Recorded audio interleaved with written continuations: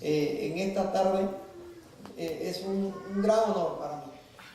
Estuvo predicando esta mañana en Casa de Gracia, allá en Tyler, y en esta tarde va a estar con nosotros compartiendo la palabra del Señor, mi hermano, no solamente en el espíritu, sino también en la carne. Entonces, lo conozco desde que era un bebé.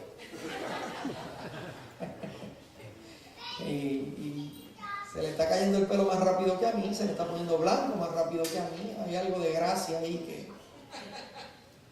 Pero de veras que para mí es un privilegio dejar con ustedes a mi hermano, el pastor Agapito Ávila. Fuerte el aplauso al Señor por la vida de él.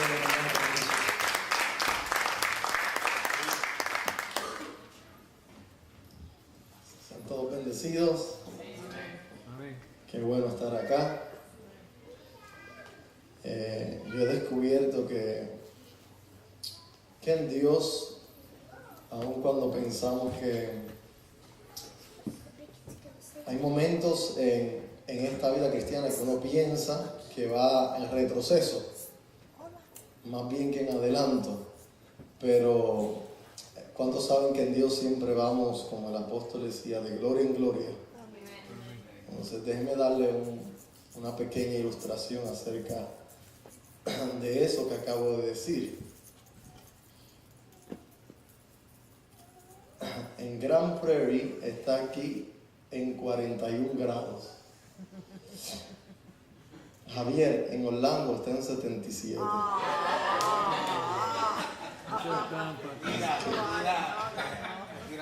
De gloria en gloria. Dios no falla. Aleluya. No se preocupen los demás, todo tiene su tiempo en Dios. Ya le llegará a ustedes. Bien, si tienen su Biblia, acompáñenme en el libro de Génesis. Mientras meditaba en el Señor acerca de qué compartir con ustedes, la escritura que me dio estuvo bien rara para un mensaje de fin de año, como dice uno, pero no me queda otra cosa que obedecer a Dios. Él sabe lo que quiere hablar a nuestros corazones y Él sabe en lo que va a estar trabajando en sus corazones, y solo me queda a mí como heraldo obedecer. Entonces, en el capítulo 2, versículo 18 en adelante, quisiera leer hasta el versículo 25.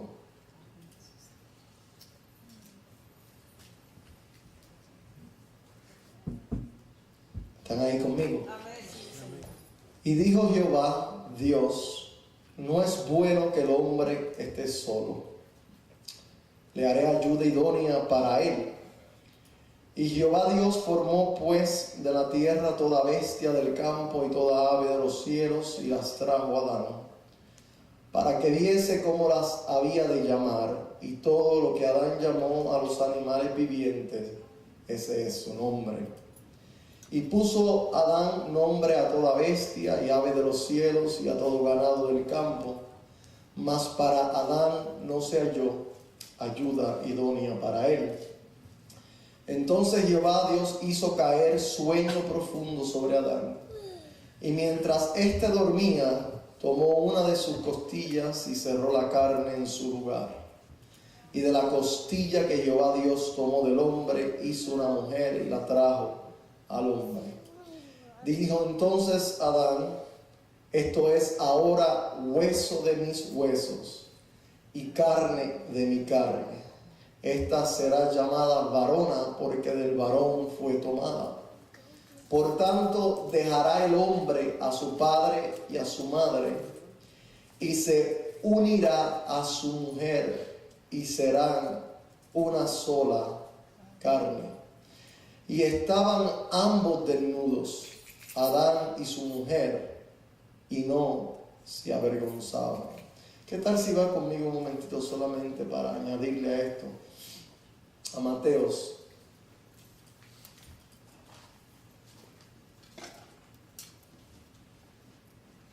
capítulo 19.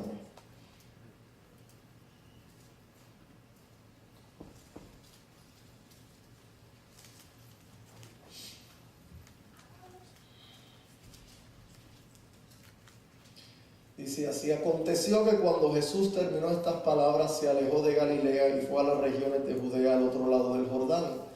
Y le siguieron grandes multitudes y los sanó allí. Entonces vinieron a él los fariseos, tentándole y diciéndole: ¿es lícito al hombre repudiar a su mujer por cualquier causa? Él respondió, les dijo: ¿no habéis leído que el que los hizo al principio, varón y hembra, los hizo? Y dijo: por esto el hombre dejará padre y madre, y se unirá a su mujer, y los dos serán una sola carne. Así que no son ya más dos, sino una sola carne. Por tanto, lo que Dios juntó, no lo separe el hombre. Y le dijeron: ¿por qué pues mandó Moisés dar carta de divorcio y repudiarla? Él les dijo: por la dureza de vuestro corazón Moisés os permitió repudiar a vuestras mujeres, mas al principio no fue así. Y yo os digo que cualquiera que repudia a su mujer, salvo por causa de fornicación, y se casa con otra, adultera. Y el que se casa con la repudiada, adultera.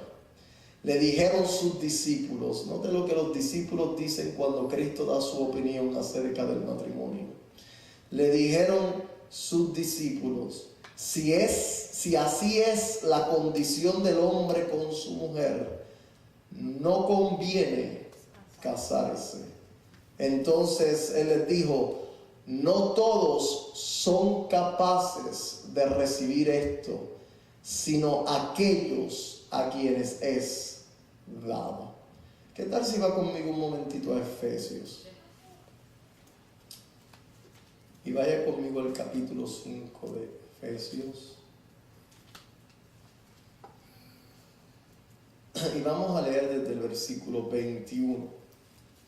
No se preocupen, no voy a predicar largo. Solamente me gusta leer la escritura. Dice: someteos unos a otros en el temor de Dios. Las casadas estén sujetas a sus propios maridos como al soberano, porque el marido es cabeza de la mujer, ahí es que gozan los hombres, así como Cristo es cabeza de la iglesia, la cual es su cuerpo y él es su salvador. Así que como la iglesia está sujeta a Cristo, así también las casadas lo estén a sus maridos en todo. Marido, amad a vuestras mujeres así como Cristo amó a la iglesia y se entregó a sí mismo por ella, para santificarla, habiéndola purificado en el lavamiento del agua por la palabra, a fin de presentársela a sí mismo, una iglesia gloriosa que no tuviese mancha, ni arruga, ni cosa semejante, sino que fuese santa y sin mancha. Así también los maridos deben amar a sus mujeres como a sus mismos cuerpos. El que ama a su mujer, a sí mismo se ama. Porque nadie aborreció jamás a su propia carne, sino que la sustenta y la cuida, como también Cristo a la iglesia. Porque somos miembros de su cuerpo, de su carne y de sus huesos. Por esto dejará el hombre a su padre y a su madre, y se unirá a su mujer, y los dos serán una sola carne. Grande es este misterio, mas yo digo esto respecto de Cristo y la iglesia. Padre, te damos gracias por tu palabra que ha sido leída. Gracias por el privilegio que nos concedes, Señor, de poder estar aquí para escuchar tu palabra hacia nuestros corazones.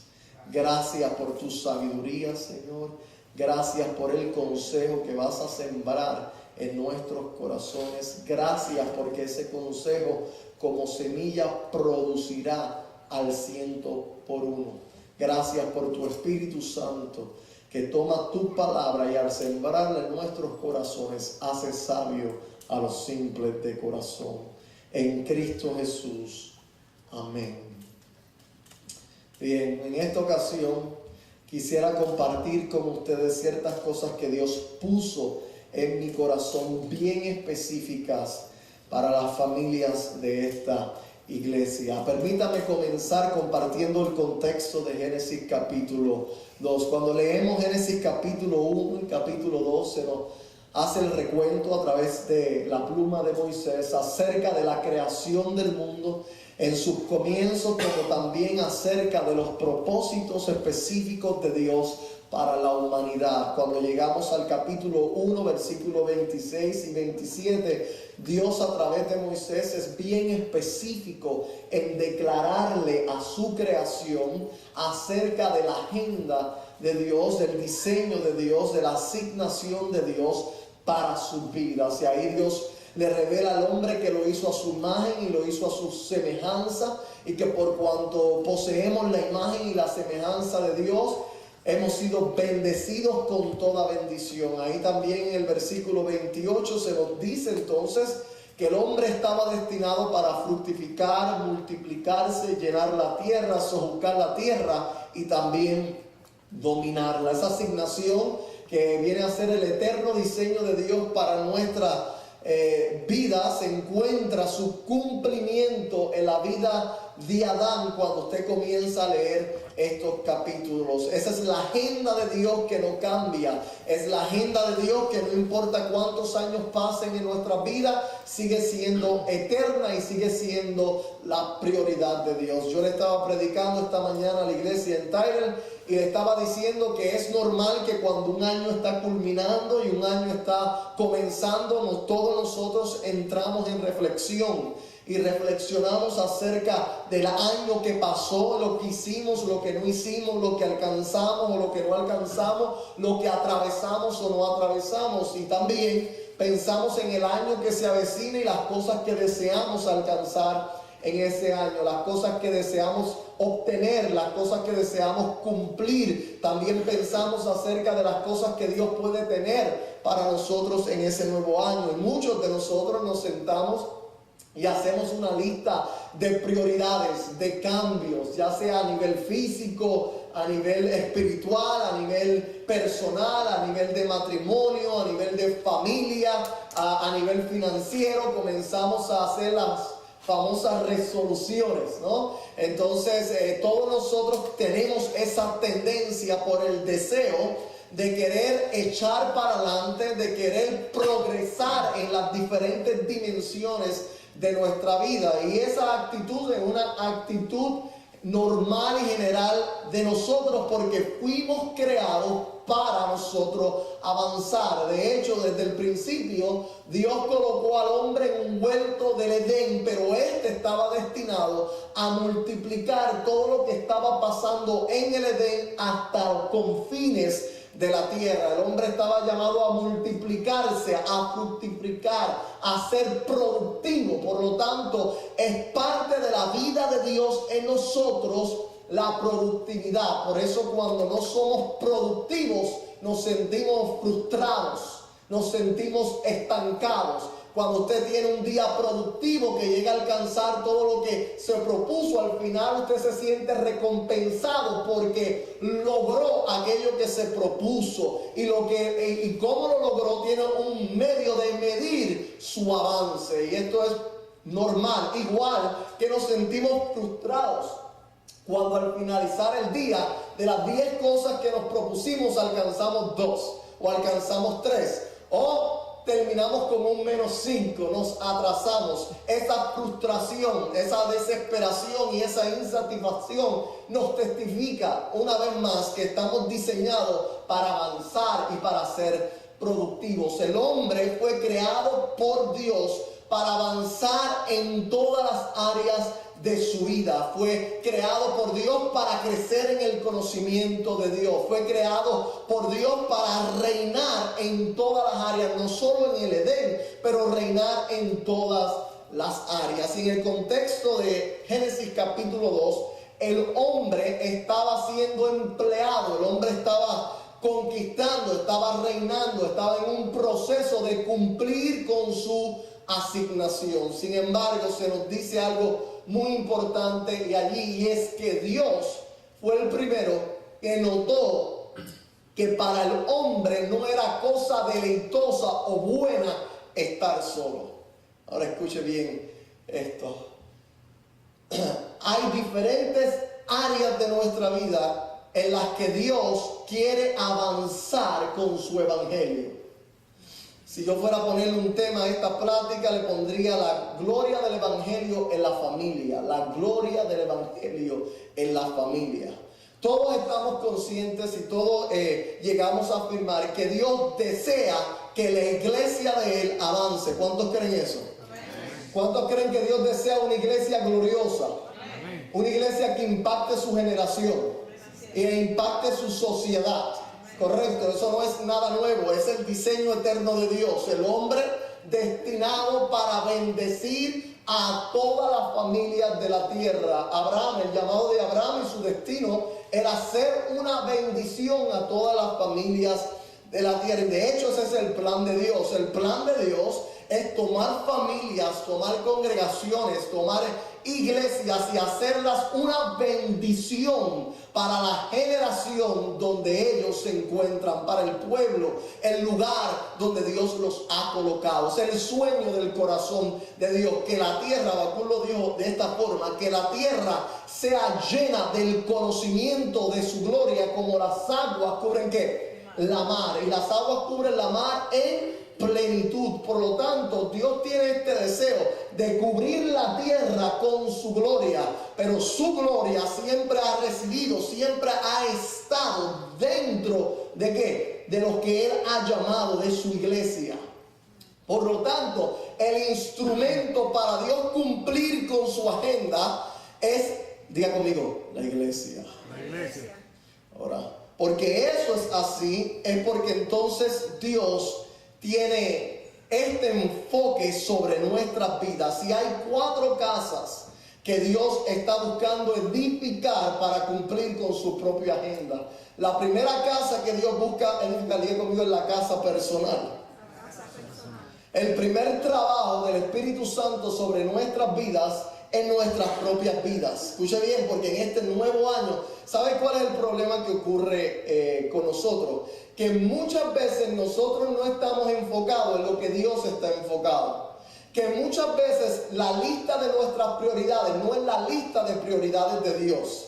Que muchas veces las metas que nos proponemos no son las metas de Dios, que los sueños que tenemos no son los sueños de Dios, y ahí es que hay grandes problemas. El reto del creyente está en llegar a descubrir cuáles son tus prioridades, cuál es tu agenda, cuál es tu voluntad, qué es el deleite tuyo y el deseo tuyo para mí en este año. Porque llenar una lista de prioridades es fácil. La pregunta es si esas prioridades son las prioridades de Dios para tu vida. Y yo he descubierto y me he encontrado que muchas veces en mi vida yo me estoy enfocando en prioridades que Dios no tiene como prioridades para mí.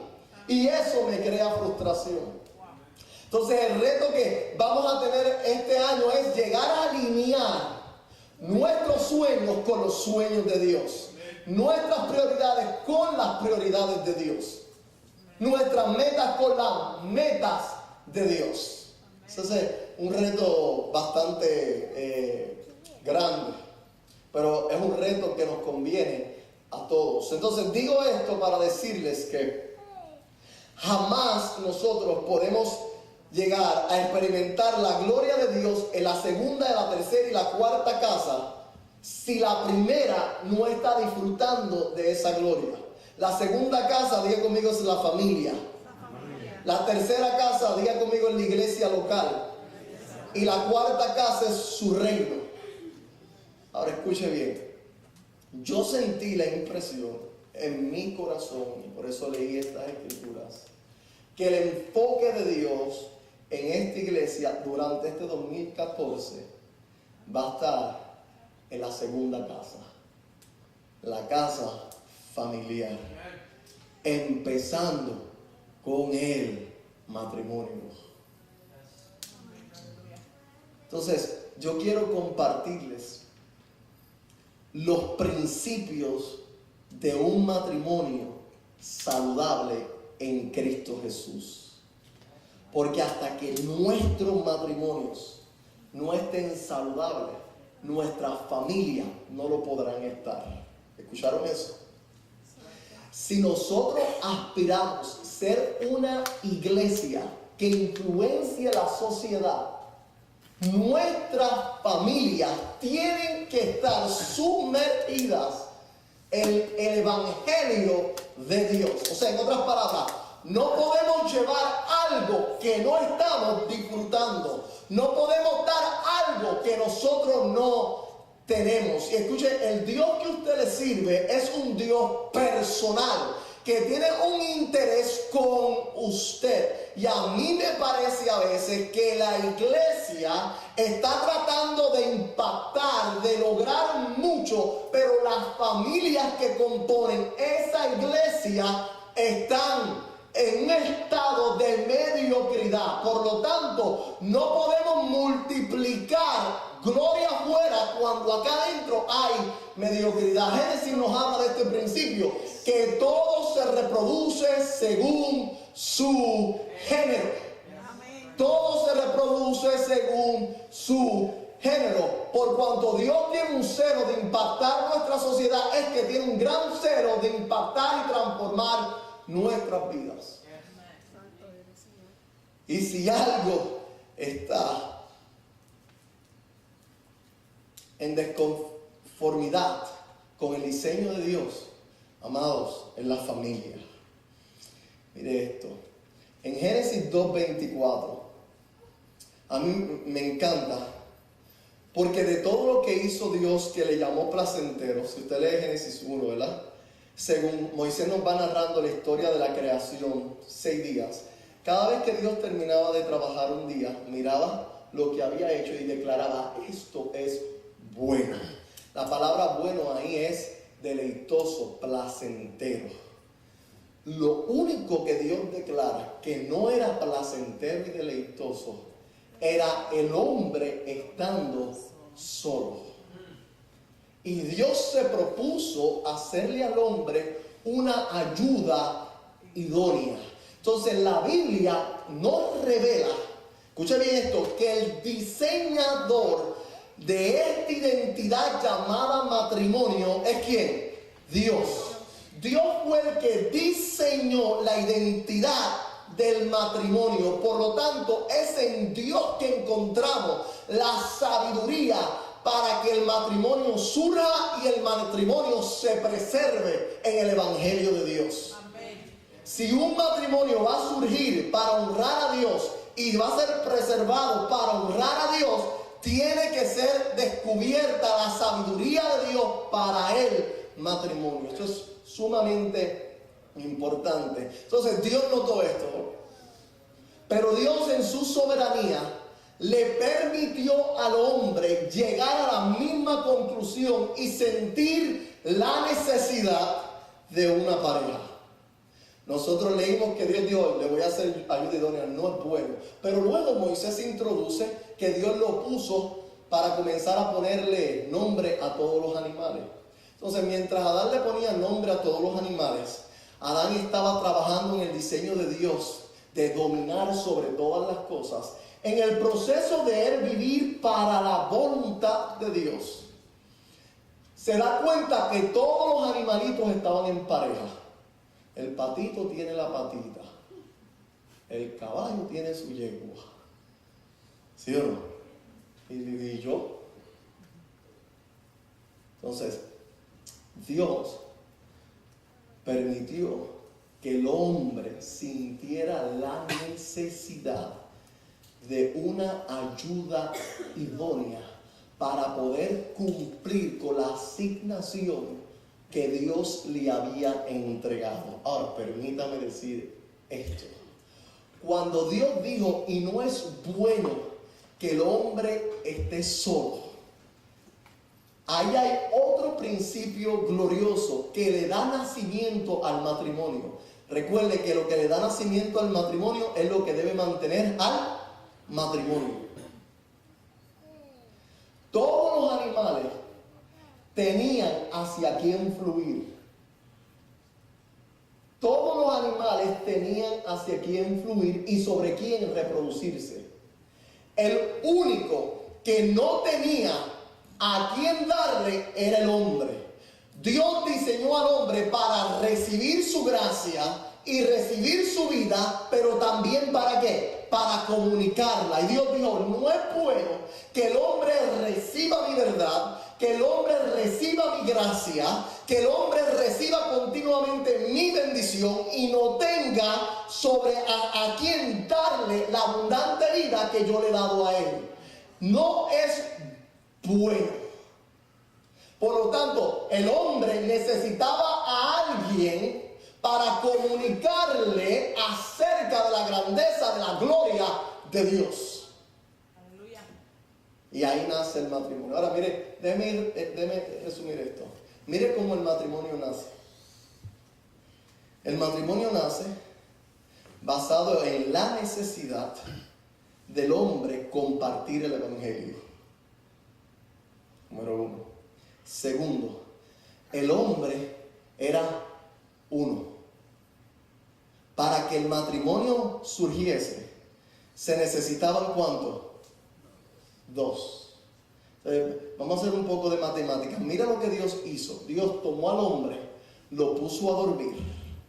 Y ya comienza Dios a revelarnos aquí el evangelio. Porque sin cruz, sin muerte, no puede haber matrimonio. Dios crucificó a Adán y de Adán extrajo su pareja para que uno se pudiera convertir en 2. Uno tenía que morir. Ya mismo yo le enseño los principios. Pero ahora que el hombre despierta, se encuentra que aquel uno, Dios lo había hecho 2. Todavía no hay matrimonio. Ahora Dios tomó a los 2 y los volvió a hacer 1. Ahí comenzó el matrimonio. Entonces, mira estos principios sencillos acerca del matrimonio. Mira estos principios. Y ya mismo comenzamos a navegar un poco. El primer principio de Génesis 2, capítulo 24, dice: por tanto dejará el hombre a su padre y su madre. Esta es la declaración de Dios para la primera identidad de una familia, el matrimonio. Para que surja, el hombre tiene que dejar. Diga conmigo, desprendimiento. No puede haber matrimonio si no hay un desprendimiento. En otras palabras, no puede haber una unión si primero el singular no abandona la gloria de ser singular. Estos principios se aplican a nuestra relación con Dios, porque permítame decir esto, déjame quitarme esto. El matrimonio no es otra cosa que un espejo. El matrimonio está destinado a ser un espejo, un reflejo de la relación de Dios con su iglesia. Por eso es que cuando Cristo fue a hablar del matrimonio, elevó el estandarte como Dios lo había elevado. Porque ¿cuál es el propósito del matrimonio? Que cuando la humanidad mire un matrimonio, vea tangiblemente cómo Dios se relaciona con su esposa.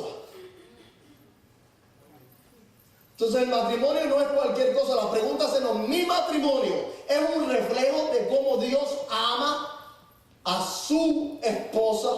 Porque el destino de un matrimonio no es el sexo, es un reflejo de cómo Dios ama y se entrega a su propia iglesia. Entonces tú puedes aplicar Génesis 2:24 a Cristo y la iglesia. El primero que modeló el matrimonio es Él, que cuando fue a unirse con nosotros dejó todo. Desprendimiento.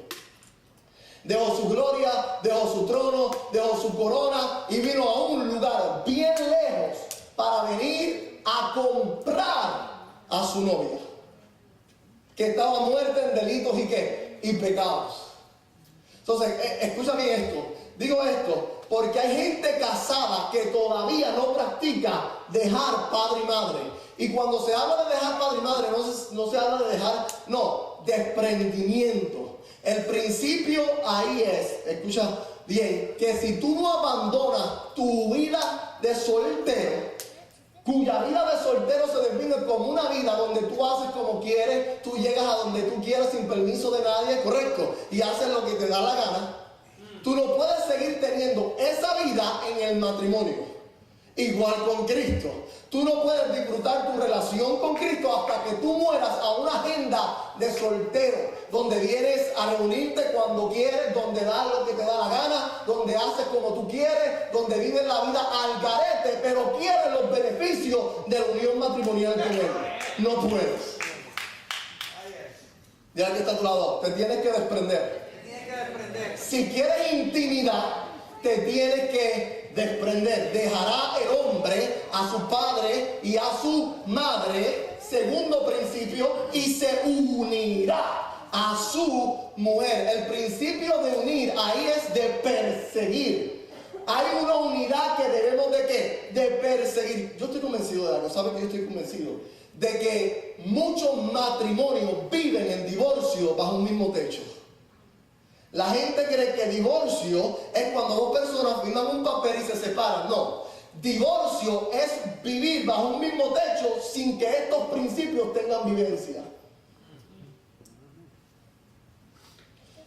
¿Quieren ejemplo? Y se unirá a su mujer y serán una sola carne, que es el principio de unificación. No dijo dos carnes, no dijo dos cuentas de banco, no dijo dos sueños, no dijo dos metas, dijo una sola carne. Nota que Dios no le dio a la mujer una asignación diferente al hombre, la mujer heredó la asignación del hombre. Note que Dios no le dio un nombre diferente a la mujer. Eva fue el nombre que Adán le dio después de la caída. Ella se llamó igual que él, Adán, varona. Una sola carne, unidad total. Es lo mismo que Cristo vino a hacer. Nosotros estábamos muertos en delitos y pecados, separados. Y Cristo vino a morir en la cruz para unificarse conmigo. No para que ya yo sea dos, sino sea que uno con Él. Por eso es que Pablo dice, hablando de mí y de Cristo, que ahora somos hueso de su hueso y carne de su carne. Entonces, esta es la gloria del Evangelio en el matrimonio.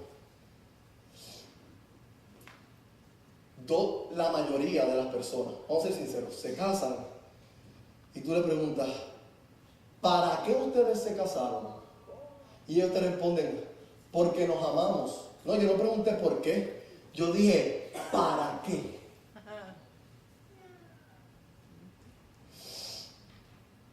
No entienden el propósito del matrimonio y terminamos con matrimonios disfuncionales que lo que hacen es oscurecer la gloria del matrimonio de Dios y la iglesia. Entonces el principio de unificación es un principio que demanda cruz. Porque ahora, para yo ser una sola carne con ella, yo tengo que morir a mi agenda de soltero y singular para poder experimentar una gloria mayor con ella. Ok, mire este principio. Pablo dice en Efesios lo siguiente. Dice que la mujer debe someterse a su marido porque su marido es cabeza de la mujer. ¿Correcto? Y a los maridos nos encanta escuchar eso. Yo soy la cabeza y tú estás llamada a someterte. Parece que no leen lo que leímos. Someteos unos a otros. Ok. Pero la pregunta es, ¿cómo es que Cristo hace que su iglesia se someta a Él? Porque yo tengo que extraer de la relación de Cristo con su iglesia la verdad para aplicarla en mi matrimonio, si es que mi matrimonio va a reflejar a Cristo y su iglesia. ¿Cómo es que Cristo, el esposo, se relaciona con su esposa en este asunto de hacer que ella se someta a Él? Bueno, contestación: Cristo murió por su iglesia. Cristo somete su iglesia basado en amor. Me explico. Este es el Evangelio glorioso. Mira esto. Cristo fue y murió en la cruz y amó la iglesia con un amor inalterable.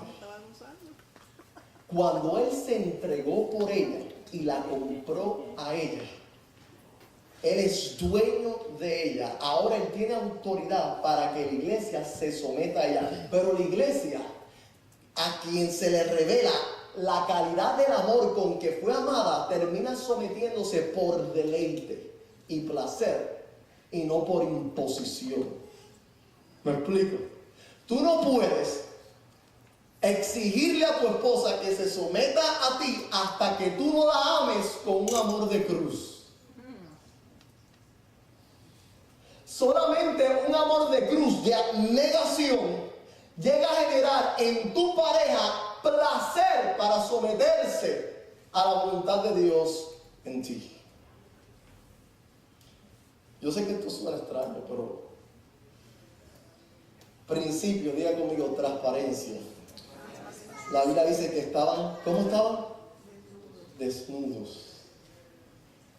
Transparencia. Hay una gloria de Dios en la transparencia que se experimenta en el matrimonio de una forma tangible. La transparencia es honestidad. El transparente se puede ver todo. Escucha bien, cuando el pecado entró, es que entonces ellos se avergonzaron de su desnudez. ¿Qué estoy diciendo? Estoy diciendo lo siguiente. Es las faltas que nos cometemos el uno al otro que nos lleva a encubrir y no disfrutar de una relación de transparencia. Pero donde no hay, escuche bien esto, donde no hay conciencia o donde abunda el perdón de Dios por su gracia, la desnudez emerge. Si yo sé que me va a amar incondicionalmente, puedo ser transparente en medio de mis debilidades. Pero si yo sé que me va a condenar por ver mis debilidades, me encubro. Lo mismo con Dios. La razón por la que la gente no puede disfrutar su relación con Dios y ser transparente con Él es porque piensan que si se abren, como si Dios no los conociera, Él los va a condenar. Si supieran y entendieran el amor incondicional de Dios para ellos, pudieran vivir desnudos ante Dios.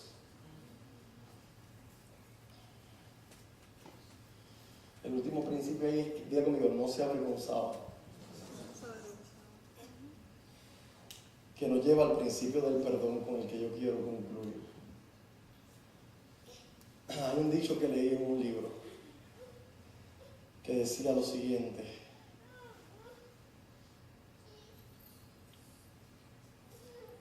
la esperanza, lo estoy parafraseando, para que cualquier relación se pueda sostener, especialmente el matrimonio, descansa en que ambos vivan en el perdón de sus pecados. Escuche bien esto. El matrimonio de nosotros con Dios hoy es el resultado de un perdón incondicional que se nos aplicó a nosotros cuando nosotros no lo merecíamos. Cuando Cristo habló del matrimonio, los discípulos dijeron: es mejor no casarse, porque el principio que Cristo estaba estableciendo es que en el principio Dios estableció y habló en contra del divorcio, porque el divorcio oscurece la gloria de su relación con su esposa, que está basada en un perdón continuo.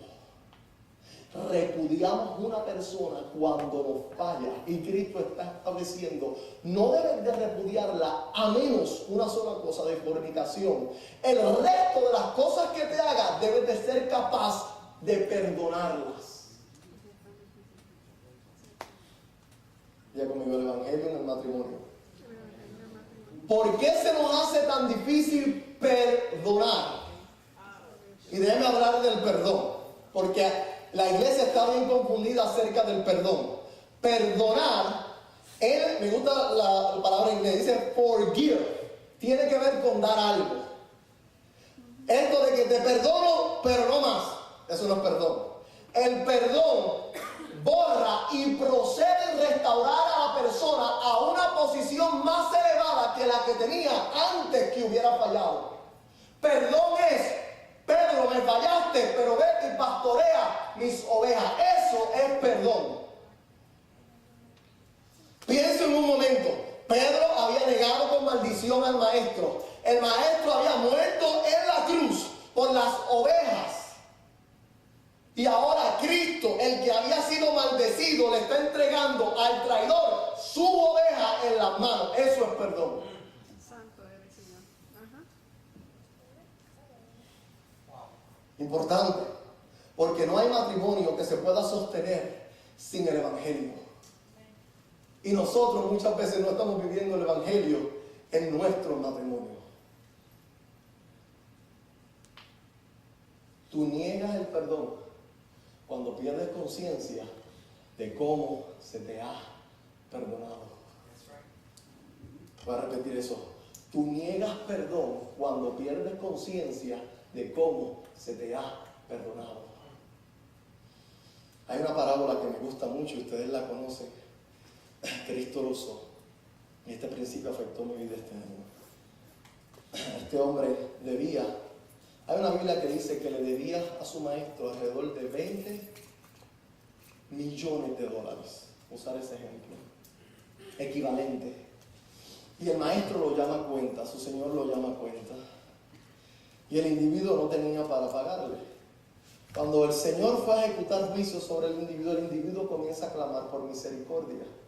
Pero la misericordia que estaba pidiendo era la siguiente: dame un tiempo y te pagaré todo lo que yo te debo. Su Señor, mire lo que hizo su Señor. Su Señor no le dio el tiempo, ok, te voy a dar el tiempo. El Señor sabía de antemano que el individuo no podía pagar lo que le debía. Por lo tanto, procedió en perdonar la deuda. Este individuo sale de la presencia del Señor imagínense, bendecido con un perdón que no había forma de adquirirlo. Eso es gracia. Sale y se encuentra con alguien que le debía a él alrededor de $10,000. Hay una gran diferencia, ¿correcto? Cuando él lo llama a cuenta, el individuo no tenía cómo pagarle. Cuando el maestro va a ejecutar juicio, el individuo comienza a pedir misericordia, como hace un rato estaba pidiendo misericordia, y le pide que le diera un tiempo para pagarle. Él sí podía pagarle. ¿Qué hizo este individuo? Ni le perdonó, ni le dio el tiempo. Lo condenó. El juicio que declara Cristo como él fue fuerte. Es lo mismo que haces tú cuando le niegas a tu pareja lo que abundantemente recibes cada día de Dios. Cuando tú meditas en lo que Dios te dio a ti y te da abundantemente cada día, no te queda otra cosa que dar para adelante lo que tú recibes. Es más, otro principio, y ya lo dije: cuando se te ofende a ti, es la oportunidad para vivir el Evangelio como Adán fue diseñado para vivirlo. Fue diseñado para recibir y dar abundantemente lo que recibió. Pero yo me temo que nosotros estamos casados, pero vivimos como Adán antes de estar casados, solos. No tenemos problema con venir aquí y recibir la palabra y la bendición de Dios y la gracia de Dios, pero tenemos problema en darlo. De hecho, yo estoy claro de que aquel que no ha entendido la abundante gracia que ha recibido es el que tiene problema para darla sin medida. Por eso Cristo, me gusta como dijo, cuando los discípulos dicen: maestro, es mejor quedarse solo. Él dijo estas palabras: este asunto de estar casado es solamente para el que lo pueda soportar o lo pueda recibir. Escucha bien esto. Tú no puedes dar de lo que tú no has recibido. Para tú perdonar incondicionalmente, tienes que haber recibido la verdad en tu corazón de que has sido perdonado incondicionalmente. Por eso yo digo una cosa: en el matrimonio es donde mejor Dios nos pone a practicar el Evangelio y la cruz.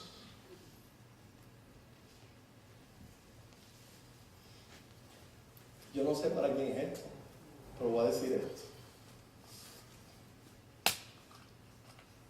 El corazón de Dios está compungido en ver una iglesia entretenida, pero no sana. ¿De qué nos vale a nosotros impactar la sociedad y perder nuestra familia? ¿De qué nos vale a nosotros tener un culto glorioso y llegar a un infierno cuando devolvemos a nuestras casas? ¿De qué me vale a mí que el ministerio crezca y mi relación con esa mujer no sirva? El Evangelio, amado, es un asunto personal. El Evangelio no es algo místico, algo poético. Dios es un Dios que está trabajando para que la gloria de su Evangelio sea experimentada en tu vida personal y en tu matrimonio y en tu familia. La razón de por qué las familias están tan distorsionadas es porque el matrimonio está distorsionado. No hay familias saludables donde no hay matrimonios saludables. Y donde Dios, escuche bien esto, donde Dios va a comenzar a predicar su Evangelio es en nuestras casas. Este año, y concluyo con esto, yo me di cuenta, o Dios me hizo darme cuenta, que yo estaba viviendo una vida matrimonial divorciada.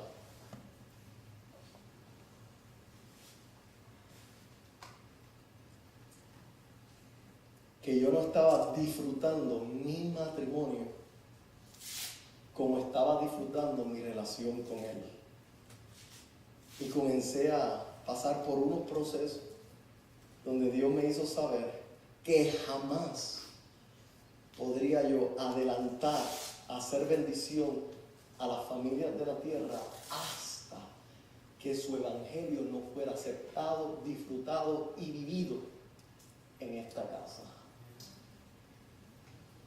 Y a veces tenemos que pasar por situaciones en la vida para que creemos conciencia y no lleguemos a desperdiciar la vida y los tratos de Dios en el lugar donde Dios está trabajando. ¿Qué tal si tú cierras tus ojos conmigo y medita un momento? Yo sé que esta palabra no es para todos, pero para alguien fue.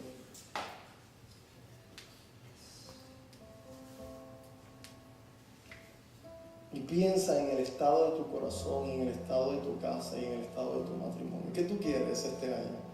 ¿Tú quieres un carro nuevo o quieres un matrimonio sano? ¿Cuál es la prioridad de Dios para tu vida? ¿Tú quieres una promoción en tu trabajo o quieres una promoción de la gloria de Dios en tu propio corazón? ¿Qué quieres? ¿Qué es la agenda con la que sueñas? ¿Quieres más para gastar? ¿O quieres que Dios revolucione tu vida y por fin puedas disfrutar a Dios como nunca antes? No sé tú, pero yo en este año me cansé de hablar de un Dios que no estaba disfrutando, de hablar de principios que yo no estaba viviendo, de tratar de guiar a las personas a un lugar que yo no había visitado, de promover una gloria en otros que no estaba siendo experimentada en mí, de hablar de una santidad que era ajena a mi hogar. Y me cansé. ¿Sabes qué, Dios?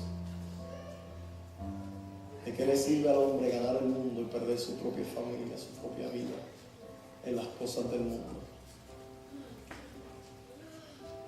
Y comencé a hacer una oración. Dios, gáname a mí. Haz que tu evangelio sea mi evangelio. Hazme contemplar a mi esposa como tú la contemplas. hazme amarla como me amo a mí mismo. Hazme verla que ella es hueso de mi hueso y carne de mi carne. Que si yo avanzo y ella no avanza, yo no he avanzado, Señor. Que si yo logro y ella no logra, he logrado nada. Que si yo gozo y ella no goza de tu presencia, no he gozado nada, Señor. Que si conozco pero ella no conoce, no he conocido nada. Trae el celo mismo tuyo que tú tienes para con nosotros y ponlo en nosotros para con nuestra familia y pareja, Señor. Gánanos. Padre, reconstruye la familia al estado del principio. Tú dijiste que al principio no era así. Devuélvenos a como era en el principio. Que seamos un espejo de lo que tú eres, Señor, para con nosotros. Que podamos amar como tú nos amas. Que podamos dar como tú nos das. Y en el momento que paremos de amar como tú nos amas, Señor, que en ese momento dejemos de disfrutar como tú nos amas. Para comprender, Señor, que disfrutamos de ti cuando Señor, cuando le concedemos a otros lo que tú nos has concedido. Concédenos, Señor, el amar, el dar. Trabaja en nuestros hogares, trabaja en nuestras familias. Rompe lo que tienes que romper. Santifica, consagra nuestros matrimonios. Yo te lo ruego, Señor. Consagra nuestros matrimonios con tu evangelio. Vuélvete dueño y Señor de nuestras relaciones. No nos dejes dormir en la misma cama, pero no estar unidos en el corazón. No nos dejes estar bajo el mismo techo, pero no sentir lo mismo, no amar lo mismo, no ver lo mismo, no palpar lo mismo. Concédenos tu cruz en nuestras camas, Señor. Tu cruz en nuestros hogares. Concédenos, Señor, un amor sacrificado. Concédenos tu evangelio en nuestras familias, Señor. Y el efecto será una sociedad cambiada, iglesias gloriosas. Concédenos esto en Cristo Jesús, te lo ruego. Amén y amén. ¿Qué tal si te pones de pie ahí? Y esto no era una conferencia para matrimonios, pero surgió. Y si tú tienes una pareja ahí, búscala. Y si no tienes pareja, pues tu esposo se llama Dios. Entonces busca a tu pareja ahí donde esté.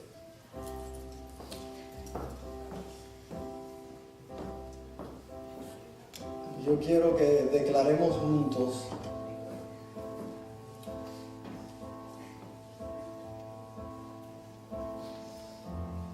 creyéndole a Dios por un año de avance matrimonial y de avance en nuestra relación para con Dios. Si Dios nos concede eso en este año, que no nos conceda más nada, que no nos conceda más nada, que nos conceda eso, eso es todo. So, ahí con tu pareja, Padre, gracias por mi pareja. Tú no te equivocaste cuando me diste mi pareja. Me la formaste tú, me la destinaste tú, me la presentaste tú y la uniste tú a mí, Señor. Concédeme, Señor, el poder honrarle y amarle de la forma en que tú me amas diariamente, abundantemente. Padre, declaramos que los días del orgullo en el matrimonio están contados. Declaramos, Señor, que tu amor mata todo orgullo que nos impide muchas veces proceder como deseamos proceder el uno al otro. Padre, cancelamos toda deuda en ti. Declaramos que tu perdón hace todas las cosas nuevas. Declaramos que tu gracia nos da un nuevo comienzo. Declaramos que en este año nos vas a unir como una sola carne, Señor. Y que vamos a poder disfrutar tu presencia en nuestro techo. Que no vamos a tener que venir a una reunión para poder experimentar tu gloria, sino que traemos la gloria de nuestro cuarto a las reuniones. Enciende nuestros cuartos con tu gloria, Señor. En el diario vivir, Padre, para que tú seas honrado en nuestros hogares, Señor. Para que tú seas glorificado en nuestras vidas y en nuestros matrimonios. Sé el Dios y Señor de este matrimonio. En Cristo Jesús. Aquí hay gente que en este año han pasado fuerte. Pero Dios se va a encargar de unirlos. Dios se va a encargar de unirlos. Gracias, Señor. En Cristo Jesús. Amén. Yo no sé cuándo se llevan esta palabra para su casa.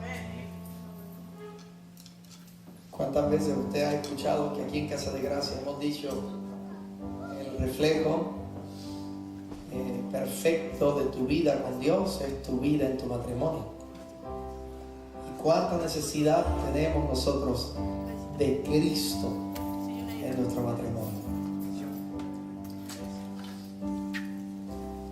Y hemos declarado una palabra poderosa en este día. Y yo creo en el poder del acuerdo. ¿Cuántos creen en el poder del acuerdo? La Biblia habla del poder del acuerdo. Y yo quiero que usted se ponga de acuerdo conmigo. Y vamos a orar por el esposo de Rosa. ¿Alguien dice amén? Amén. Yo soy testigo de cómo Dios ha venido trabajando poco a poco. Pero vamos a declarar que lo vamos a ver pronto por ahí con ella en el nombre de Jesús de Nazaret. Yo estoy orando por un milagro para tu casa, Rosa, porque te amo tanto y he visto cómo Dios ha venido haciéndote crecer. Espera, vamos a declarar que Dios te va a asombrar en este año en el nombre de Jesús de Nazaret. Y tanto matrimonio ausente. ¿Cuántos se comprometieron a orar por Rosa? Yo quiero que usted se comprometa a orar por gente que yo tengo ahora mismo en mi mente, pero que siento en mi corazón que no es necesario yo hablar sus nombres, para que el Señor haga lo que tenga que hacer. Vino el Señor a declarar esta palabra: este es el año de las familias en esta casa. Así que vamos a soltar una unción poderosa en este lugar para que los matrimonios sean restaurados. No solamente restaurados, sino que comiencen a operar de acuerdo a como Dios diseñó que operasen. Porque yo sé que aquí hay matrimonios que Dios los llamó a cosas grandes, los trajo aquí para cosas grandes, y ahora mismo están viviendo de una manera tan mediocre y tan triste. ¿Qué te dice eso? Mi papá siempre me decía algo que a mí me movía. Me decía: Abner, el enemigo ataca lo que se destaca. Piensa eso. Donde más estás siendo atacado es donde más Dios desea que tú seas de bendición. Entonces vamos a llevarnos esta palabra en nuestro corazón en este día. Y vamos a rescatar nuestra familia en el nombre de Jesús de Nazaret. Yo creo que vale la pena. ¿Cuántos dicen amén? Así que dos cosas vamos a declarar hoy, que salimos de aquí con ellas. Una unción poderosa para los matrimonios y una unción poderosa para los que no se han casado, que descienda el fuego ya. ¿Alguien recibe esa palabra? Ah, no hay solteros aquí. Escuché por allá a mi hermana Egda y a mi hermana Lisbeth. Alguien que haga descender algo por ahí. Si alguien conoce de algún candidato que aguanta una flight attendant, porque ella es hermosa y se pasa viajando para todos lados, pero declaramos una unción africana poderosa para que es la unción. No estoy hablando de casa. ¿Cuántos saben que el Señor es maravilloso?